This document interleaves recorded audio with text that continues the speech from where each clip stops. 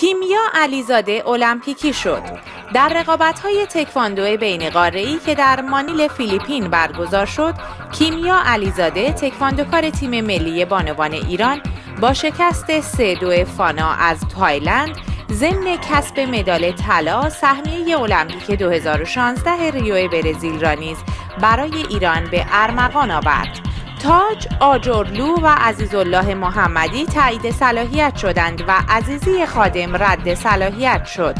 خبرگزاری ایسنا در خبری اختصاصی نوشت در حالی که مهدی تاج، مصطفی آجرلو، عزیزالله محمدی و شهاب الدین عزیزی خادم به عنوان نامزدهای انتخابات ریاست فدراسیون فوتبال در دوره آتی ثبت نام کرده بودند، از بین این 4 نفر 3 نفر صلاحیتشان برای حضور در انتخابات ریاست فدراسیون فوتبال احراز و 1 نفر رد صلاحیت شده است.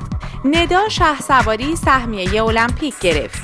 ایسنا نوشت در دیدار نهایی مسابقات تنیس روی میز انتخابی المپیک در منطقه آسیای میانه، ندا شهسواری ملی‌پوش ایران با برتری 4-3 مقابل اولگا کیم از ازبکستان به پیروزی رسید و با قهرمانی در این رقابت‌ها سهمیه المپیک 2016 را کسب کرد. پرویز مظلومی در استقلال ماندنی شد. پس از شکست سنگین و 4-2 استقلال در داربی تهران مقابل پرسپولیس، برخی اخبار از احتمال تغییرات در کادر فنی این تیم حکایت داشت، اما اعضای هیئت مدیره استقلال از پرویز مظلومی حمایت کردند و مقرر شد این مربی تا پایان فصل هدایت استقلال را بر عهده داشته باشد.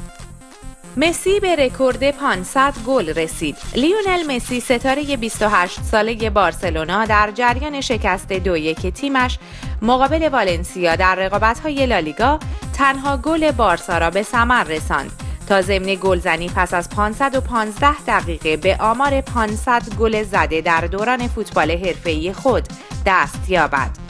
پیگرینی: گواردیولا باعث شد قهرمان لیگ برتر نشویم.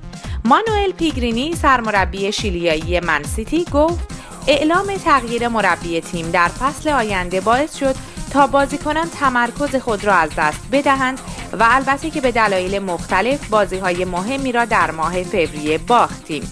شکست مقابل لستر و تاتنهام باعث شد که از کرس قهرمانی جا بمانیم.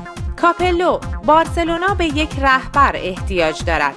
فابیو کاپلو سرمربی پیشین رئال مادرید درباره شکست‌های اخیر بارسلونا در لالیگا و لیگ قهرمانان اروپا گفت ممکن است بارسلونا از لحاظ ذهنی و جسمانی خود را بهبود ببخشد، اما معتقدم که آنها به یک رهبر همچون کارلوس پویول نیاز دارند. تمجید دخیا از راشفورد: داوید دخیا دروازه‌بان اسپانیایی منچستر یونایتد در تمجید از مارکوس راشفورد همتیمی جوان خود گفت راشفورد باور نکردنی است. او با وجود اینکه بازیکن خیلی جوانی است اما گل‌های زیادی به ثمر رسانده است.